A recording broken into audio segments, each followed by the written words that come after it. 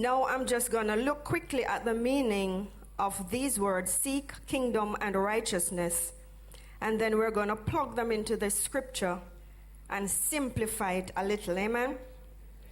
So seek means to pursue, to study, to explore, learn, and understand. Or to give diligent dedication to. Everybody have that so far? Huh? Yeah? Right. Number 2, kingdom. Kingdom is the governing influence of a king. The kingdom of God is his dominion or lordship in which he establishes his will here on earth. And righteousness means, you don't finish with kingdom yet? Well, I tell you, when I used to go college, you have to learn to write in shorthand. Kingdom is the governing influence of a king. You have that so far? Okay. The kingdom of God is his dominion or lordship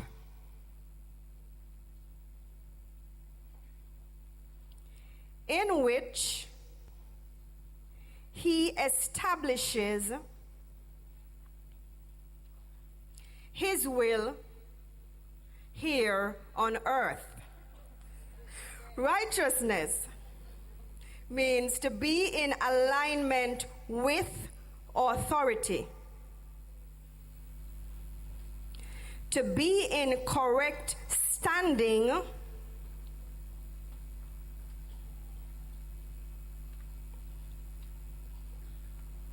with the principles of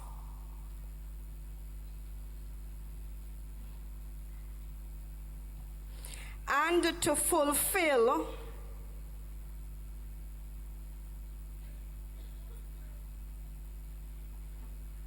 the requirements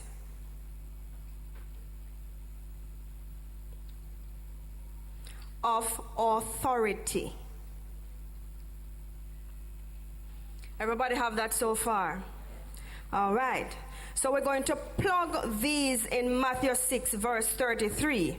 So it would read, pursue, learn, study, understand, and give diligent dedication to the governing influence of God, his dominion and lordship in which he establishes his will here on earth. Are you writing that, or you can plug it in yourself? You can plug it in yourself, right? And be in right alignment with him. Have correct fellowship with his principles and fulfill his requirements, and all things shall be. Shall be means it's a sure thing. It's not might be or may be. Shall be added to you. You see, when you break down the word sometime in simplified form and plug it in the scripture, you get the power. Because it is saying pursue and give diligent dedication. Pursue to the men might mean a little more, well, not in these days. First time men used to pursue women, right, Mr. Bell? But now is the woman pursuing men. And that is not scriptural. Amen? Because it says, when a man findeth a wife. He findeth a good thing. So when a man pursueth, not the other way around. And that should answer Linval's question why the woman can't propose to the man.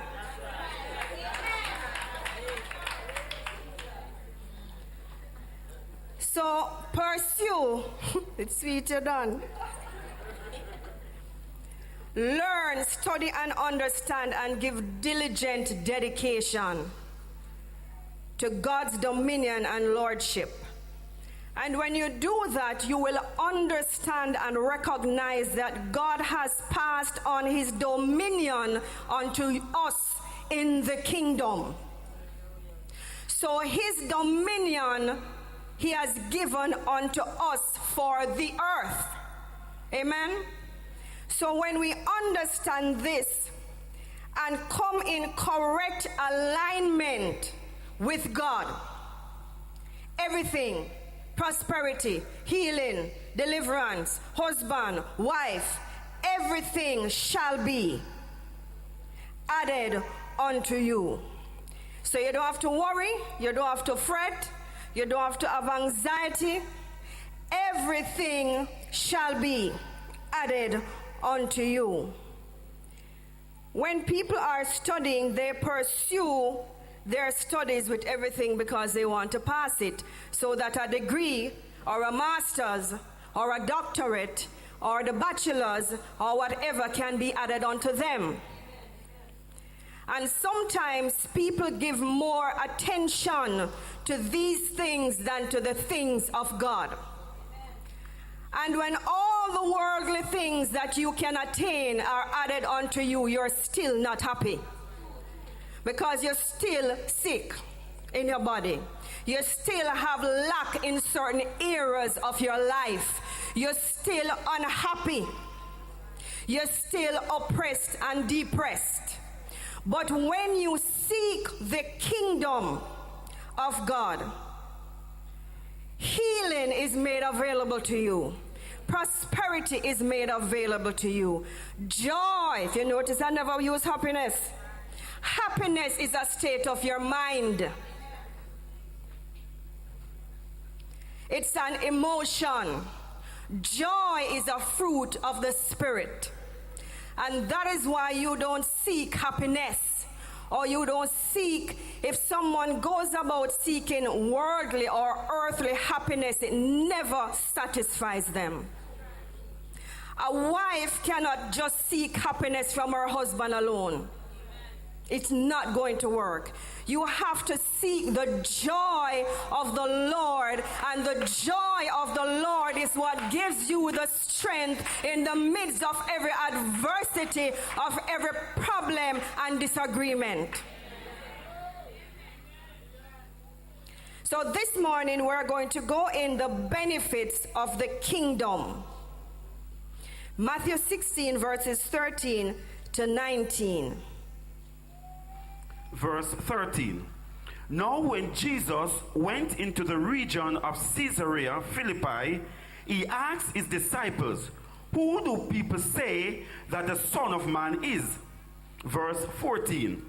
And they answered, "Some say John the Baptist, others say Elijah, and others Jeremiah or one of the prophets." Verse 15.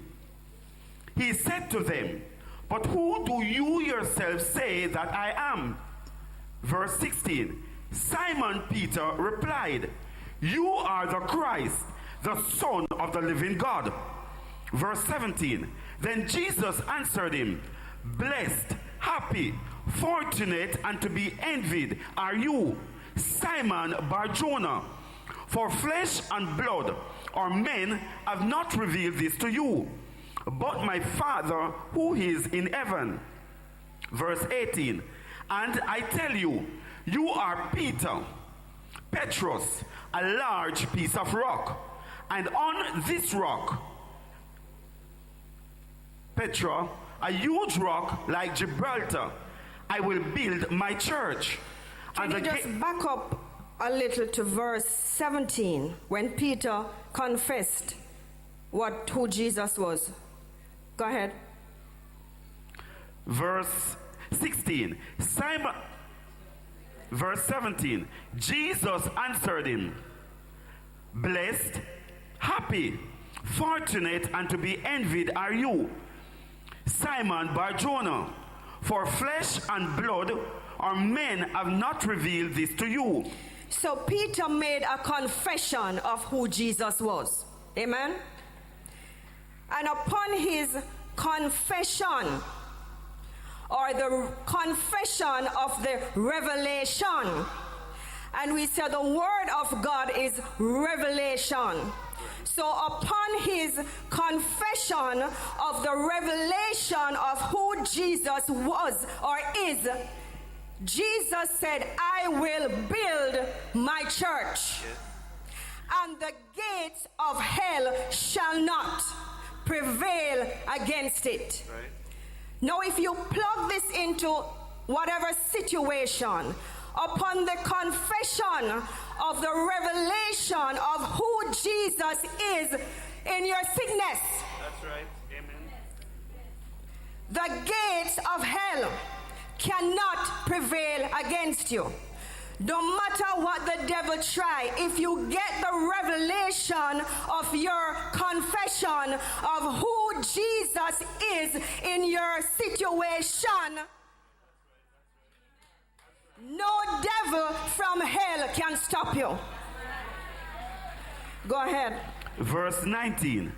And I will give you the keys of the kingdom of heaven. Upon this rock, you didn't reach 19 yet. Verse 18.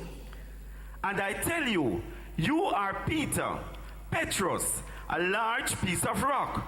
And on this rock, Petra, a huge rock like Gibraltar, I will build my church. So upon your confession of who Jesus is, the church, which is you and me, will be built up. It's not upon your confession of your situation, but it's upon your confession of who God is to you in your situation. In your lack, he's your Jehovah Jireh. In your sickness, he's your Jehovah Rapha. Amen. He's your joy. In turmoil, he's your peace. And if you get this revelation of who Jesus is, he said he is, I am that I am. Whatever you want me to be in your situation, that and that alone will I be. So if you're calling upon Jehovah Rapha and his lack you have, him can't help you. So you can't use a healing scripture which some people do for your cupboard. Jesus never took any stripes for your cupboard. He took stripes in his body that your body can be healed.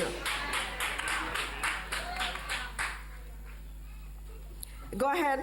And the gates of Hades, that is, the powers of the infernal region, shall not overpower it, or be strong to its detriment, or hold out against it. Verse 19. And I will give you the keys of the kingdom of heaven.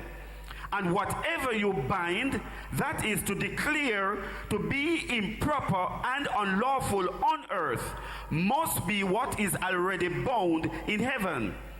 And whatever you loose or declare lawful on earth, must be what is already loosed in heaven.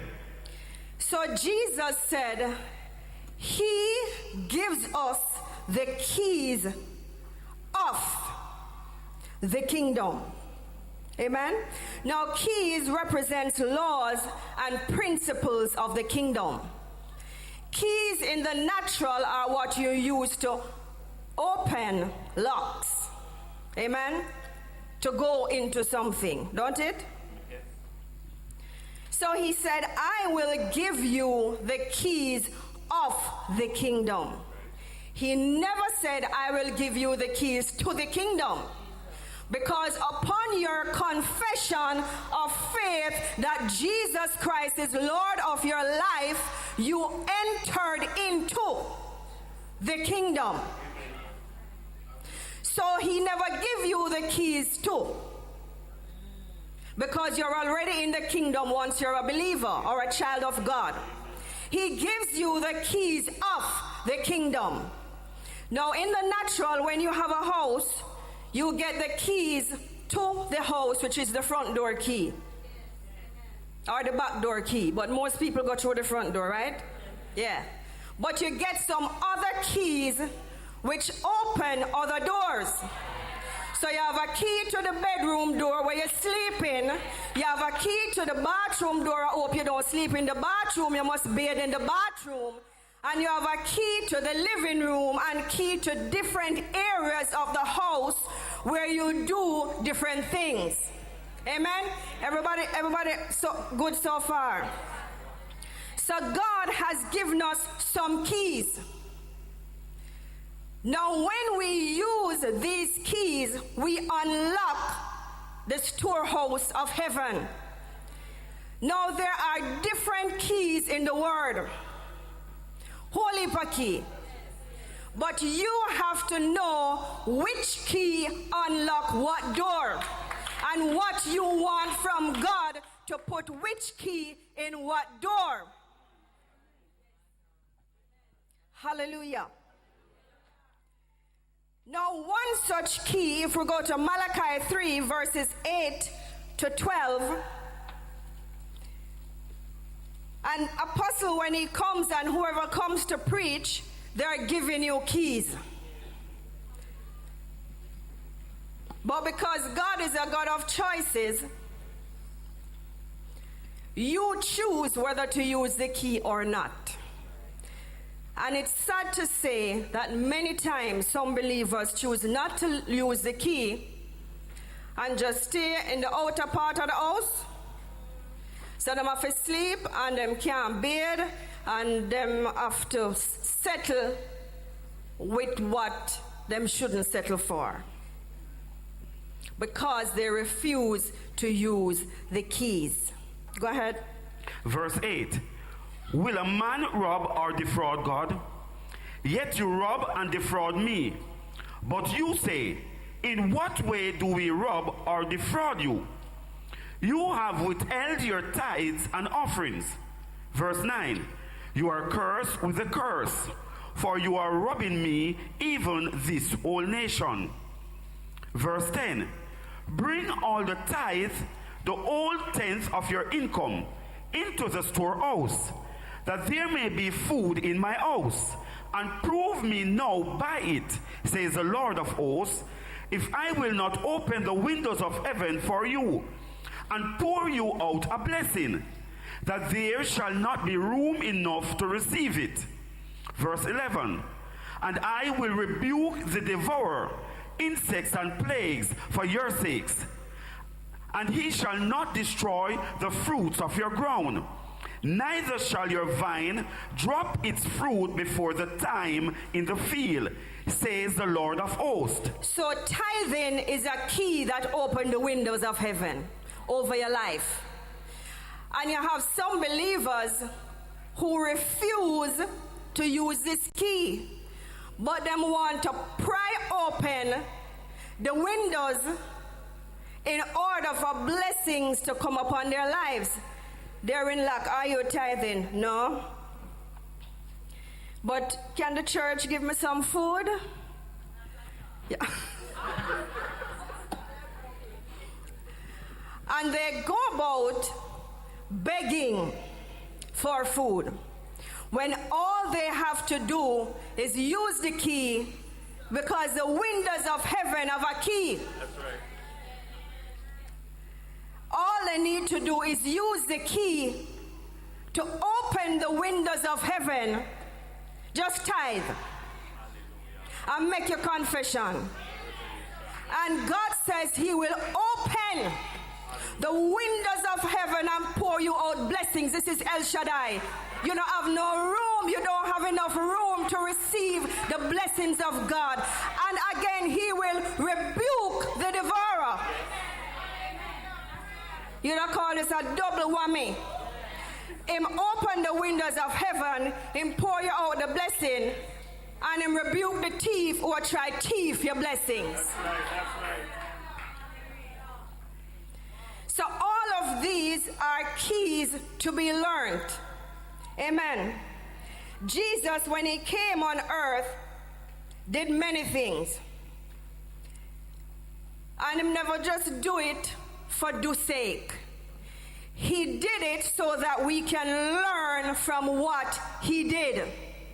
He walked on the water. Apostle been teaching how to walk on the water. He spoke to trees, to the fig tree. He spoke to the storm. He spoke to demons. Him drive them out. He healed the sick. Amen. And all of these he did to teach us how to live victoriously in this life. But sad to say, a lot of believers are living defeated lives.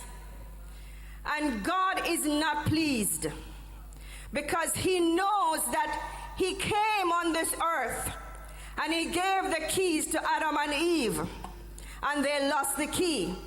He sent his son to regain the keys. He went to the heart of hell and he took back the keys from the devil. And he presented them to us as believers. And he says, I give you the keys to the kingdom.